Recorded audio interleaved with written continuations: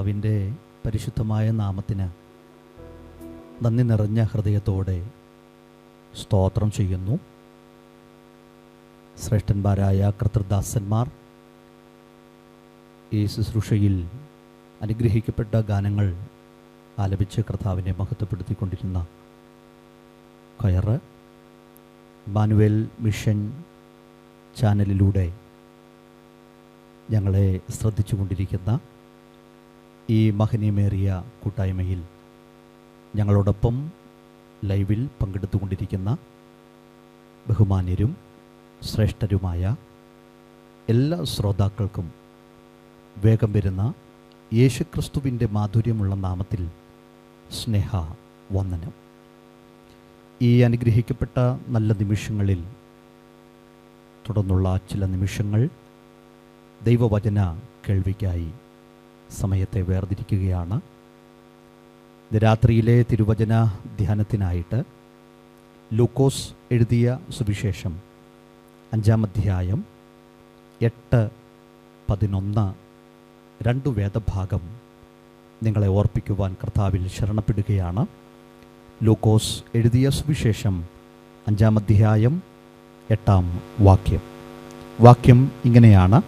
5-ാം അധ്യായം 8-ാം വാക്യത്തിൽ ഇങ്ങനെ കാണുന്നു: ശിമോൻ പത്രോസ് അത് കണ്ടിട്ട് യേശുവിൻ്റെ കാൽക്കൽ വീണു. കർത്താവേ, ഞാൻ പാപിയായ മനുഷ്യനാകൊണ്ട് എന്നെ വിട്ട് പോകേണമേ എന്ന് പറഞ്ഞു. 5-ാം അധ്യായം 11-ാമത്തെ വാക്യത്തിൽ നമുക്കിങ്ങനെ കാണാൻ കഴിയുന്നു: പിന്നെ അവർ പടകുകളെ കരയ്ക്ക് അടുപ്പിച്ചിട്ട് സകലവും വിട്ട് അവനെ അനുഗമിച്ചു. 2 അതിശ്രേഷ്ഠമായ തിരുവചന ഭാഗമാണ് ഇവിടെ ഓർപ്പിച്ചത്. ഒന്നുകൂടെ ഞാൻ ആ വാക്യങ്ങൾ വായിക്കുന്നു. 5-8 ശിമോൻ പത്രോസ് അത് കണ്ടിട്ട് യേശുവിൻ്റെ കാൽക്കൽ വീണു. കർത്താവേ, ഞാൻ പാപിയായ മനുഷ്യനാകൊണ്ട് എന്നെ വിട്ട് പോകേണമേ എന്ന് പറഞ്ഞു. 5-11 പിന്നെ അവർ പടകുകളെ കരയ്ക്ക് അടുപ്പിച്ചിട്ട് സകലവും വിട്ട് അവനെ അനുഗമിച്ചു. ഈ തിരുവചന ഭാഗം ദയവായി നിങ്ങൾ എന്നോടൊപ്പം ശ്രദ്ധിക്കൂ, ചിന്തിക്കൂ, ധ്യാനിക്കൂ. 5-ാം അധ്യായം 8-ാം വാക്യത്തിൽ ശിമോൻ പത്രോസ് അത് കണ്ടിട്ട് എന്നാണ് രേഖപ്പെടുത്തിയിരിക്കുന്നത്. പത്രോസ് എന്താണ് കണ്ടത്?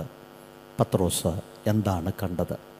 വചനം സവിസ്തരമായി നമ്മെ ഓർപ്പിക്കുന്നു.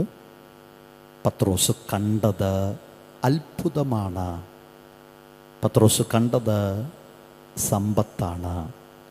പത്രോസ് കണ്ടത് സമൃദ്ധിയാണ്. പത്രോസ് കണ്ടു എന്ത്? അത്ഭുതം. പത്രോസ് കണ്ടു എന്താണ്? പത്രോസ് കണ്ടത് സമ്പത്ത് കണ്ടു. പത്രോസ് കണ്ടു എന്ത് കണ്ടു? പത്രോസ് സമൃദ്ധി കണ്ടു.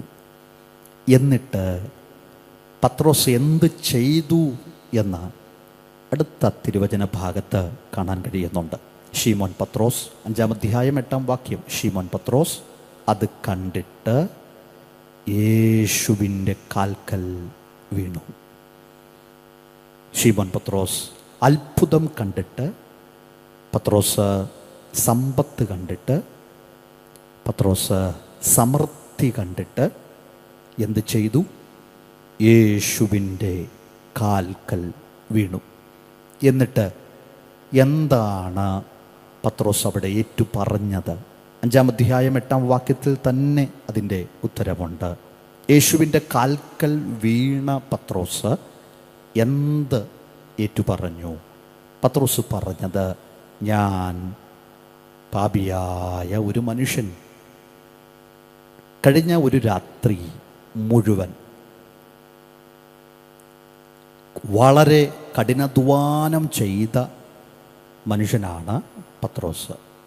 മീൻ പിടിക്കുവാനായിട്ട് വളരെ ബന്ധപ്പെട്ടു, കഠിനാധ്വാനം ചെയ്തു. 5-ാം അധ്യായം 5-ാം വാക്യത്തിൽ പത്രോസ് അത് ഓർപ്പിക്കുന്നുണ്ട്. നാഥ, ഞങ്ങൾ രാത്രി മുഴുവനും അധ്വാനിച്ചു, രാത്രി മുഴുവനും കഠിനാധ്വാനം ചെയ്തു. രാത്രി മുഴുവനും ഞങ്ങൾ പണിയെടുത്തു. പക്ഷേ പത്രോസ് അവിടെ പരാജിതനായി നിൽക്കുകയാണ്. നിങ്ങൾ നോക്ക്, കഴിഞ്ഞ ഒരു രാത്രി മുഴുവൻ വളരെ കഠിനാധ്വാനം ചെയ്ത പത്രോസ് പരാജിതനായി, നിരാശനായി. പത്രോസിൻ്റെ മുഖത്തേക്കൊന്ന് നോക്കൂ. പത്രോസിൻ്റെ മുഖം വാടി തളർന്നു നിൽക്കുമ്പോഴാണ്. അപ്പം നോക്കൂ, പരാജയപ്പെട്ട നിരാശനായി കഴിയുന്ന മുഖം വാടി തളർന്നു നിൽക്കുന്ന പത്രോസിനെ കാണാൻ ആരുമില്ലാതിരിക്കുമ്പോൾ പത്രോസിൻ്റെ അടുക്കിലേക്ക് വരേണ്ടവർ പോലും ദൂരെ മാറി നിൽക്കുകയാണ്. പക്ഷെ നിങ്ങൾ ശ്രദ്ധിച്ചു നോക്കൂ, രാത്രി മുഴുവൻ കഠിനാധ്വാനം ചെയ്ത് ഒരു ചെറിയ മീനെ പോലും പിടിക്കാൻ കഴിയാതെ പരാജിതനായി, നിരാശനായി, മുഖം ആകെ വാടി തളർന്നു നിൽക്കുന്ന പത്രോസിൻ്റെ അടുക്കിലേക്ക് മറ്റാരും വരാതിരുന്നപ്പോൾ യേശു പത്രോസിൻ്റെ അടുക്കിലേക്ക് വരികയാണ്. ഞങ്ങളെ കേൾക്കുന്ന ബഹുമാന്യരായ ശ്രോതാക്കളെ, സഹോദരങ്ങളെ, നിങ്ങൾ പരാജയപ്പെട്ട് കിടക്കുകയാണോ? നിങ്ങൾ നിരാശരായി, നിരാലംബരായി, ജീവിതം തകർന്ന തരിപ്പണമായ സാഹചര്യങ്ങളിലൂടെ നിങ്ങൾ ജീവിതം തള്ളി നിൽക്കുന്നവരാണോ? നിങ്ങളുടെ മുഖം വാടി തളർന്നു നിൽക്കുന്ന സാഹചര്യത്തിലാണോ ഈ വചനഭാഗം നിങ്ങൾ ശ്രദ്ധിച്ചു കൊണ്ടിരിക്കുന്നത്? നിങ്ങളുടെ അടുത്ത് വരേണ്ട പലരും നിങ്ങളെ വിട്ട് ദൂരെ മാറിയിരിക്കുന്ന അവസ്ഥയാണോ? നിങ്ങൾക്കൊരു സാന്ത്വനം നൽകേണ്ട പലരും ആശ്വാസ വാക്കുകൾക്ക് പകരം, സാന്ത്വന വാക്കുകൾക്ക് പകരം നിങ്ങളുടെ മനസ്സിനെ കുത്തി മുറിവേൽപ്പിക്കുന്ന തരത്തിലുള്ള അനുഭവങ്ങളിലൂടെയാണോ നിങ്ങൾ കടന്നു പോകുന്നത്? അങ്ങനെയെങ്കിൽ നിരാശപ്പെടേണ്ട. നിങ്ങളുടെ പരാജയത്തിൻ്റെ നടുവിലേക്ക്, നിങ്ങളുടെ നിരാശയുടെ നടുവിലേക്ക്, വാടി തളർന്ന് നിൽക്കുന്ന ജീവിത സാഹചര്യങ്ങളിലേക്ക്, ആർക്കും വരാൻ കഴിയാത്ത ചില പ്രതിസന്ധികളുടെ താഴ്വരകളിലേക്ക് ഇതാ യേശു കടന്നു വരുന്നു.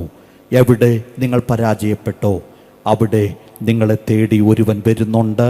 അവൻ്റെ പേരത്രേ നസ്രത്തുകാരനായ യേശു ക്രിസ്തു.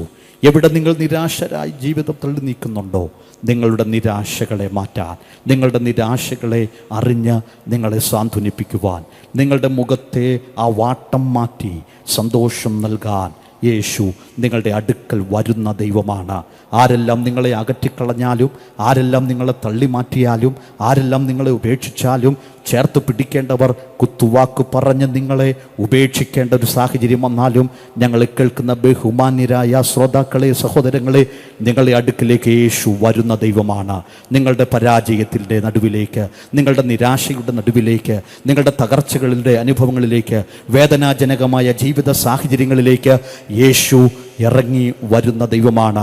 തീച്ചൂളയ്ക്ക് സമാനമായ പ്രതിസന്ധികൾ നിങ്ങൾ താണ്ടിയാണ് ജീവിതം നയിക്കുന്നതെങ്കിൽ ഇനി ജീവിതം മുൻപോട്ടില്ല, ഇവിടം കൊണ്ട് ജീവിതം അവസാനിപ്പിക്കാൻ പോകുകയാണ് എന്ന് കരുതി ഈ ജീവിതത്തിൻ്റെ വഴിമുട്ടി നിൽക്കുന്ന സാഹചര്യങ്ങളിലാണ് ഞങ്ങളെ ശ്രദ്ധിച്ചു കൊണ്ടിരിക്കുന്നതെങ്കിൽ അധൈര്യപ്പെടരുത്. നിങ്ങളുടെ പരാജയത്തെ മാറ്റുവാൻ, നിങ്ങളുടെ നിരാശയിൽ നിന്ന് പ്രത്യാശയുടെ കിരണങ്ങളിലേക്ക് എത്തിക്കുവാൻ, വാടി തളർന്നിരിക്കുന്ന നിങ്ങളുടെ ജീവിതത്തെ അർത്ഥസമ്പുഷ്ടമാക്കി മാറ്റുവാൻ യേശു നിങ്ങളുടെ അടുക്കൽ വരുന്ന ദൈവമാണ്. രാത്രി മുഴുവൻ അധ്വാനിച്ച് നിരാശപ്പെട്ട് പരാജിതനായി വാടിയ മുഖവുമായി നിൽക്കുന്ന പത്രോസിൻ്റെ അടുക്കിലേക്ക് യേശു വന്നു. നിങ്ങൾ നോക്ക്, ആ തിരുവചന ഭാഗം 5-ാം അധ്യായം 5-ാം വാക്യം വായിക്കുമ്പോൾ കർത്താവിൻ്റെ വാക്കിന് പത്രോസ് കഴുകി കെട്ടിവെച്ച വല വീണ്ടും ഇറക്കുകയാണ്. നോക്കൂ, ഒരു പ്രതീക്ഷയുമില്ലാത്ത ഇടത്ത്, ഒരു സാധ്യതയും ഇല്ലാത്ത ഇടത്ത് പത്രോസ് കർത്താവിൻ്റെ വാക്കിന് വില കൽപ്പിക്കുകയാണ്. ഇന്ന് രാത്രിയിൽ, ഈ നിമിഷങ്ങളിൽ ഞങ്ങളെ ശ്രദ്ധിച്ചു കൊണ്ടിരിക്കുന്ന പ്രിയമുള്ളവരെ, കർത്താവ് പറയുന്നത് കേൾക്കാൻ, കർത്താവിൻ്റെ വാക്ക് നിങ്ങൾ അനുസരിക്കാൻ തയ്യാറായാൽ നിങ്ങളുടെ പരാജയം ഇന്ന് രാത്രി, ഈ നിമിഷം ഇവിടം കൊണ്ട് നിങ്ങളോട് വിട പറയുകയാണ്. കർത്താവിൻ്റെ വാക്ക് കേട്ട് പത്രോസ് വീണ്ടും വല ഇറക്കുകയാണ്. ഒരു പ്രതീക്ഷയും ഇല്ലാത്ത ഇടത്താണ് പത്രോസ് കർത്താവിൻ്റെ വാക്ക് കേൾക്കുന്നത്. സാഹചര്യങ്ങൾ നിങ്ങൾക്ക് അനുകൂലമല്ലാതിരിക്കുന്ന സന്ദർഭങ്ങളിലാണ് നിങ്ങൾ കർത്താവിൻ്റെ ശബ്ദം കേൾക്കുന്നെങ്കിൽ അധൈര്യപ്പെട്ടു പോകാതെ, സാഹചര്യങ്ങളിലേക്ക് നിങ്ങളുടെ ശ്രദ്ധ പോകാതെ, പറഞ്ഞത് കർത്താവായതുകൊണ്ട്, നിയോഗം തരുന്നത് കർത്താവായതുകൊണ്ട് അവൻ്റെ വാക്കിൻ്റെ മുൻപിൽ നിങ്ങൾ സ്റ്റെപ്പുകൾ മുൻപോട്ട് വെച്ചാൽ ഒരു പ്രതീക്ഷയുമില്ലാത്ത ഇടത്ത് അത്ഭുതങ്ങൾ നിങ്ങൾക്ക് കാണുവാൻ കഴിയും. ഒരു സാധ്യതയുമില്ലാത്ത ഇടത്ത് പ്രത്യാശയുടെ ഉന്നതമായ അനുഭവത്തിലേക്ക് നിങ്ങൾക്ക് എത്താൻ കഴിയും. നോക്കൂ, ഒരു പ്രതീക്ഷയുമില്ലാത്ത ഇടത്ത് കർത്താവിൻ്റെ വാക്ക് കേട്ട് പത്രോസ് വീണ്ടും വല ഇറക്കിയപ്പോൾ സംഭവിച്ചത് അവൻ അത്ഭുതം കണ്ടു. അതാണ് നമ്മൾ 5-ാം അധ്യായം 8-ാം വാക്യത്തിൽ നമുക്ക് കാണാൻ കഴിഞ്ഞത്. ശിമോൻ പത്രോസ് അത് കണ്ടു. എന്ത് കണ്ടു? അത്ഭുതം കണ്ടു, സമ്പത്ത് കണ്ടു, പെരുത്ത മീൻകൂട്ടം സമൃദ്ധിയെ കാണിക്കുന്നു. അവൻ സമൃദ്ധി കണ്ടു, പെരുത്ത മീൻകൂട്ടം സമ്പത്തിനെ കാണിക്കുന്നു. അവൻ സമ്പത്ത് കണ്ടു, പെരുത്ത മീൻകൂട്ടം കാണിക്കുന്നത് അത്ഭുതത്തെ കാണിക്കുന്നു. അവൻ അത്ഭുതം കണ്ടു. നോക്കൂ, കർത്താവിൻ്റെ വാക്കനുസരിക്കാൻ നിങ്ങൾ തയ്യാറായാൽ, തിരുവെഴുത്തിലൂടെ കർത്താവ് പറയുന്ന നിർദ്ദേശങ്ങൾ മനസ്സിലാക്കാനും അത് ജീവിതത്തിൽ പ്രാവർത്തികമാക്കാനും നിങ്ങൾ തയ്യാറായാൽ, ഒരു പ്രതീക്ഷയും ഇല്ലാത്ത ഇടത്ത് നിങ്ങൾക്ക് വേണ്ടി, നിങ്ങളുടെ കുടുംബങ്ങൾക്ക് വേണ്ടി, നിങ്ങളുടെ തലമുറകൾക്ക് വേണ്ടി യേശു ഇന്ന് രാത്രിയിലും അത്ഭുതം ചെയ്യുന്ന കർത്താവാണ്. യേശു ഇന്നും പ്രതീക്ഷ അസ്തമിച്ച ഇടത്ത് അത്ഭുതം പ്രവർത്തിക്കുന്ന കർത്താവാണ്. ജീവിതത്തിൻ്റെ എത്ര വലിയ സങ്കീർണമായ സാഹചര്യങ്ങളാണെങ്കിലും, എത്ര സമ്മർദ്ദങ്ങളിലൂടെ നിങ്ങൾ കടന്നു പോകുന്നവരാണെങ്കിലും, ഇനി ജീവിക്കേണ്ട ആവശ്യകതയില്ല, ഇവിടം കൊണ്ട് ജീവിതം അവസാനിപ്പിക്കാമെന്ന് കരുതി ആരെങ്കിലും ആത്മഹത്യയുടെ വക്കിലേക്കൊക്കെ നീങ്ങാൻ ക്രമീകരണങ്ങൾ ഒരുക്കുന്നുണ്ടെങ്കിൽ, ഇന്ന് രാത്രി ഞങ്ങളെ കേൾക്കുന്ന ബഹുമാനീയ ശ്രോതാവേ, ഒരു നിമിഷം നിൽക്കൂ. യേശു നിന്റെ അടുക്കൽ വന്ന് അവൻ നിന്നോട് ഇന്ന് രാത്രി തിരുവെഴുത്തിലൂടെ ദൈവദാസന്മാരിലൂടെ സംസാരിക്കുമ്പോൾ ആ വാക്ക് കേട്ട് അവൻ്റെ വാക്കിൻ്റെ മുമ്പിൽ അനുസരണ മനോഭാവത്തോടെ ചുവടുകൾ മുമ്പോട്ട് വെച്ചാൽ ഇന്ന് രാത്രി യേശു നിന്റെ കുടുംബത്തിൽ, നിന്നിൽ, നിന്റെ തലമുറകളിൽ അത്ഭുതം ചെയ്യാൻ മതിയായ ദൈവമാണ്. യേശുവിൻ്റെ പേര് തന്നെ അവൻ അത്ഭുത മന്ത്രി എന്നാണ്. അവൻ പ്രതീക്ഷകൾ അസ്തമിച്ച ഇടത്ത്, സാഹചര്യങ്ങൾ പ്രതികൂലമായ സാഹചര്യങ്ങളുടെ നടുവിൽ, ഒരത്ഭുതവും ഇനി കാണത്തില്ലെന്ന് വിചാരിച്ച സന്ദർഭങ്ങളുടെ നടുവിൽ യേശു നിനക്ക് വേണ്ടി ഒരത്ഭുതം ഇന്ന് രാത്രി ചെയ്യും. കർത്താവിൻ്റെ വാക്ക് കേട്ട് ചുവടുകൾ മുമ്പോട്ട് വയ്ക്കുന്ന നിന്റെ തലമുറകൾക്ക് വേണ്ടി ഇന്ന് രാത്രി യേശു ഒരത്ഭുതം ചെയ്യും.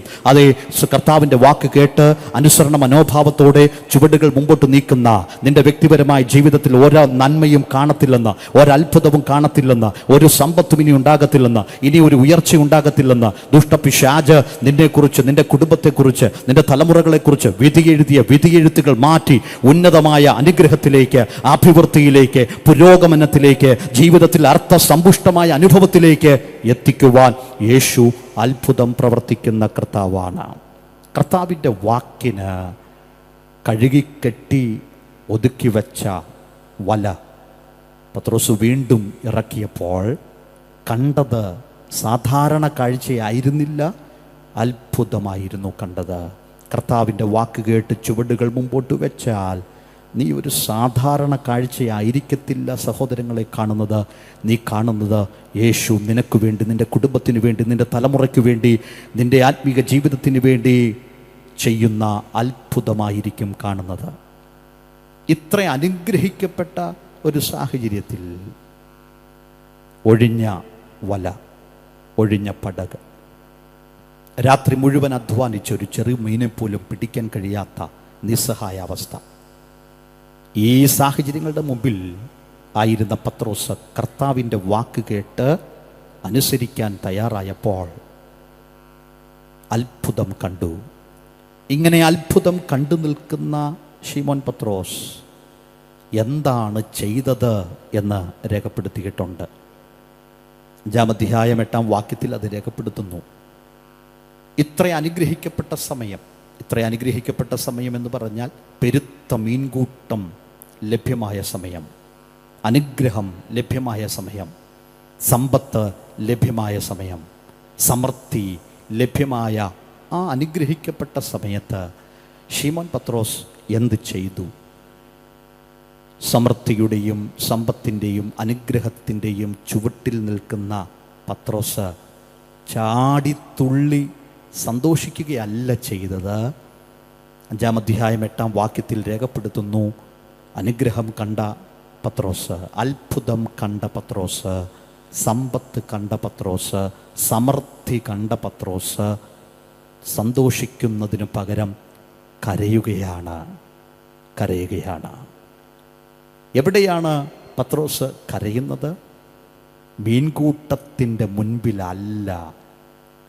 പത്രോസ് കണ്ടത് അത്ഭുതമാണ്, പക്ഷേ അത്ഭുതത്തിൻ്റെ മുൻപിലല്ല പത്രോസ് കരയുന്നത്.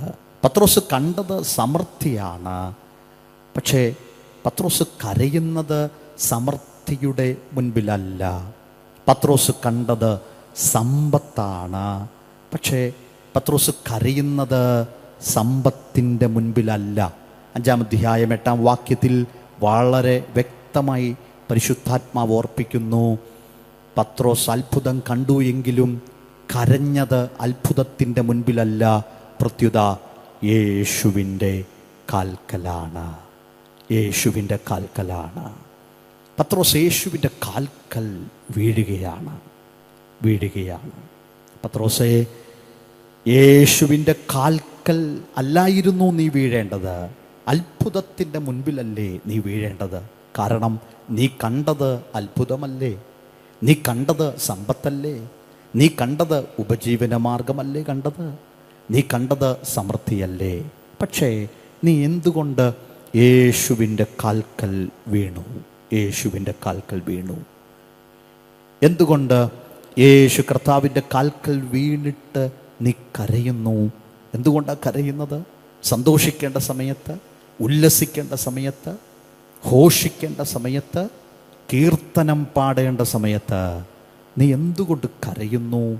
അതും യേശുവിൻ്റെ കാൽക്കൽ വീണിട്ട് അലമുറയിട്ട് കരയുകയാണ്. എന്തുകൊണ്ടാണ് പത്രോസ് യേശുവിൻ്റെ കാൽക്കൽ വീണ് നീ കരയുന്നത്?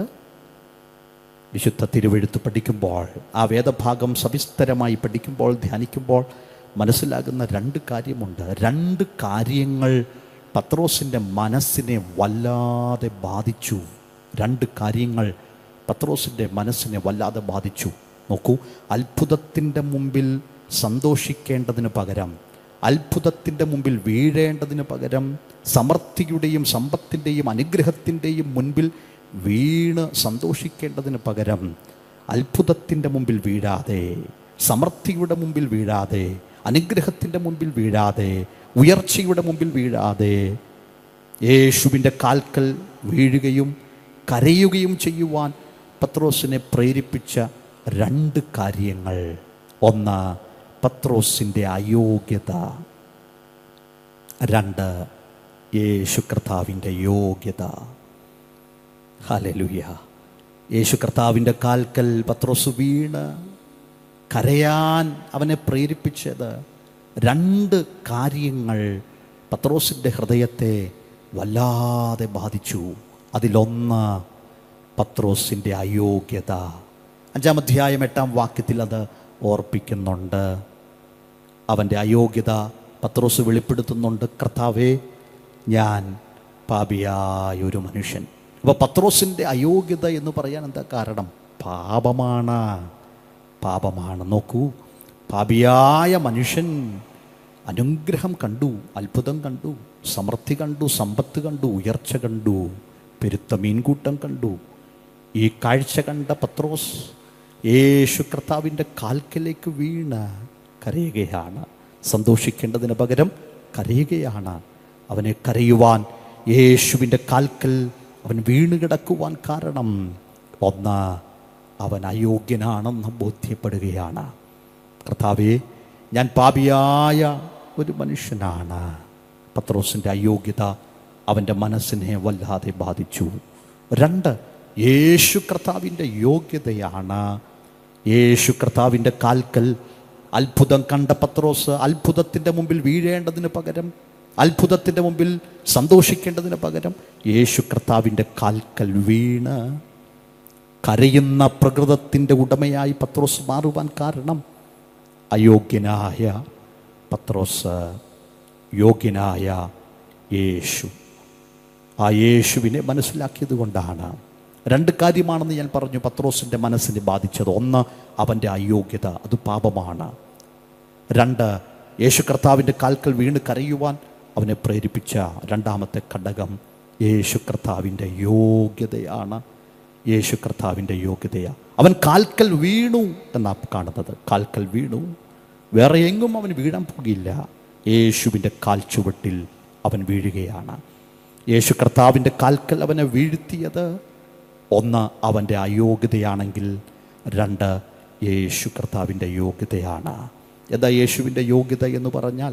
യേശു ആരാധനയ്ക്കും പാപമോചനത്തിനും യോഗ്യൻ ആണെന്ന തിരിച്ചറിവ് പത്രോസിന് ലഭിച്ചത് കൊണ്ട് അത്ഭുതത്തിൻ്റെ മുമ്പിൽ വീഴാതെ, സമൃദ്ധിയുടെ മുമ്പിൽ വീഴാതെ, അനുഗ്രഹത്തിൻ്റെ മുമ്പിൽ കവിണ്ണുകിടന്ന് സന്തോഷിക്കാതെ നേരെ യേശുവിൻ്റെ കാൽച്ചുവട്ടിലേക്ക് വന്ന യേശുവിൻ്റെ കാൽക്കൽ വീണ് കരയാൻ അവൻ മനസ്സ് വെച്ചു. യേശു ആരാധനയ്ക്ക് യോഗ്യനാണ്.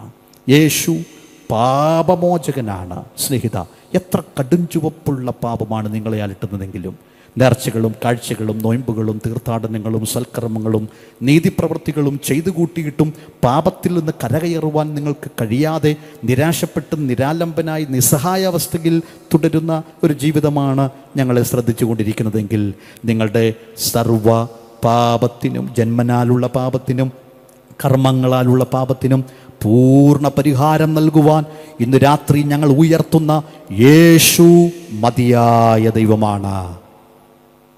ഈ രണ്ട് ചിന്തയാണ്. ഒന്ന് പത്രോസിൻ്റെ അയോഗ്യത, രണ്ട് യേശുവിൻ്റെ യോഗ്യത. ഈ രണ്ട് ചിന്തകളാണ് പത്രോസിനെ യേശുവിൻ്റെ കാൽക്കൽ വീഴ്ത്തിയത്. ഈ വലിയ മീൻകൂട്ടവും അതിൻ്റെ വിലയൊന്നും പത്രോസിൻ്റെ മനസ്സിനെ ബാധിച്ചില്ല. പത്രോസ് ഇപ്പോൾ ദാനത്തെ അല്ല, ദാതാവിനെയാണ് നോക്കുന്നത്. പ്രിയ സഹോദരങ്ങളെ, നമ്മൾ ആരെയാ ശ്രദ്ധിക്കുന്നത്? ദാനത്തെയാണോ അതോ ദാതാവിനെയാണോ? കർത്താവ് ഇവിടെ ചെയ്ത അത്ഭുതം ഒട്ടും ചെറുതല്ല. അതിനെ ആരും ചെറുതായി കാണുകയും അരുത്. സാമ്പത്തികമായി തകർന്നിരിക്കുന്നവർക്കൊരു വിടുതൽ വളരെ അത്യാവശ്യമായ കാര്യമാണ്. നമ്മുടെ കർത്താവ് ഇന്നും അങ്ങനെയുള്ളവർക്ക് വേണ്ടി അത്ഭുതം പ്രവർത്തിക്കുന്നു. എന്നാൽ പ്രിയമുള്ളവരെ, നമ്മൾ സമ്പത്തിനേക്കാൾ അധികം യേശുവിനെ സ്നേഹിക്കാൻ പഠിക്കുമോ? ഈ ചരിത്ര സംഭവം അവസാനിക്കുമ്പോൾ അതാ 11-ാം വാക്യം 5:11 കാണുന്നു, പത്രോസ് സകലവും വിട്ട് യേശുവിനെ അനുഗമിക്കുന്ന ചിത്രമാണ് നമ്മൾ കാണുന്നത്. ഇതാണ് ഈ അധ്യായത്തിലെ ഏറ്റവും വലിയ അത്ഭുതം എന്നാണ് എനിക്ക് മനസ്സിലാക്കാൻ കഴിയുന്നത്. നോക്കൂ, അനേക നാളുകളായി ചെയ്തു വരുന്ന തൊഴിൽ, തനിക്ക് അറിയാവുന്ന, പത്രോസിന് അറിയാവുന്ന ഏക തൊഴിൽ, എന്നിട്ടും അത് പത്രോസ് ഉപേക്ഷിച്ചു എന്നുള്ളതാണ്. അനേക നാളുകളായി ചെയ്തു വരുന്ന തൊഴിൽ, അറിയാവുന്ന ഏക തൊഴിൽ, ഇതെല്ലാം എന്ത് ചെയ്തു? യേശുവിൻ്റെ മുമ്പിൽ പത്രോസ് ഉപേക്ഷിക്കുകയാണ്. അവൻ്റെ പടകും വലയും വളരെ വിലയുള്ളതാണ് കേട്ടോ. അതും അവൻ വിട്ട് കളഞ്ഞല്ലോ. ദൈവത്തിന് മഹത്വം. എന്താണ് പത്രോസിന് സംഭവിച്ചത്? നമുക്ക് പത്രോസിനോടും ചോദിക്കാം, പത്രോസേ, നിനക്കെന്താ പറ്റിയേ? എന്താണ് സംഭവിക്കുന്നത് നിങ്ങളിൽ? അദ്ദേഹം നൽകുന്ന ഉത്തരം ഇങ്ങനെയായിരിക്കും, എൻ്റെ സഹോദരാ, ഇതിലൊന്നും വലിയ കാര്യമില്ല. ഏതിലാ? ഈ കണ്ട അത്ഭുതത്തിൽ വലിയ കാര്യമില്ല. ഈ കണ്ട സമൃദ്ധിയിൽ വലിയ കാര്യമില്ല. ഈ കണ്ട പെരുത്ത മീൻകൂട്ടത്തിലൊന്നും വലിയ കാര്യമില്ലെന്നേ. എനിക്ക് വലുതെന്ന് തോന്നിയതൊന്നുമല്ല വലുത്. വലുതും വിലയേറിയതും വിലയുള്ളതും വിലയുള്ളവനെയും ഞാൻ കണ്ടെത്തിക്കഴിഞ്ഞിരിക്കുന്നു. പത്രോസേ, അതാരാ? വിലയേറിയത്, വിലയുള്ളത്, വലുത്, വിലയേറിയവൻ നിനക്കാരാ ഇപ്പോൾ? പത്രോസ് പറയുന്നു, പെരുത്ത മീൻകൂട്ടമല്ല, മറിച്ച് അത്ഭുതങ്ങളുടെ നാഥനായ അത്ഭുത മന്ത്രിയായ യേശു തന്നെയാണ്. പ്രിയ സഹോദരങ്ങളെ, ദാനത്തേക്കാൾ വലുത് നമുക്ക് ദാതാവാണ്. യേശുവിൽ നമ്മുടെ ശ്രദ്ധ കേന്ദ്രീകരിക്കുക. യേശു മാറാത്ത ദൈവമാണ്. യേശു പാപവിമോചകനാണ്. യേശു നിത്യ രക്ഷിതാവാണ്. യേശു സമാധാന പ്രഭുവാണ്. യേശു ആശയറ്റുപോയ ആത്മാക്കൾക്ക് ആശ്വാസദായകനാണ്. യേശു അതേ സമാധാനമില്ലാതെ പോകുന്നവൻ്റെ സമാധാനത്തിൻ്റെ രക്ഷിതാവാണ് യേശു. പാപവിമോചകനാണ് യേശു. വീണ്ടെടുപ്പുകാരനാണ് യേശു. മധ്യസ്ഥനാണ്, ഏകമധ്യസ്ഥനാണ് യേശു. രാജാതിരാജാവാണ്. അവനിലേക്ക് ശ്രദ്ധ തിരിക്കുക. ഒരു നിമിഷം പ്രിയമുള്ളവരെ, നമ്മുടെ കണ്ണുകൾ അടയ്ക്കാം, ഹൃദയം ഏകാഗ്രമാക്കാം. ഒരു നിമിഷം നമുക്ക് പ്രാർത്ഥിക്കാം. കേൾപ്പിച്ച ദൈവവചനത്തിന് മുമ്പിൽ നമ്മെ തന്നെ സമർപ്പിക്കാം. ഞങ്ങളുടെ പ്രിയ കർത്താവേ, അങ്ങയെ അറിയുവാൻ, ഉള്ളതുപോലെ അങ്ങയെ അറിയുവാൻ, അറിയേണ്ടതുപോലെ അങ്ങയെ അറിയുവാൻ യേശുവേ ഞങ്ങളുടെ കണ്ണുകളെ തുറക്കണമേ. യേശു ക്രിസ്തുവിൻ നാമത്തിൽ തന്നെ ആമേൻ. തിരുവചനം ശ്രദ്ധിച്ച എല്ലാവരെയും കർത്താവ് ധാരാളമായി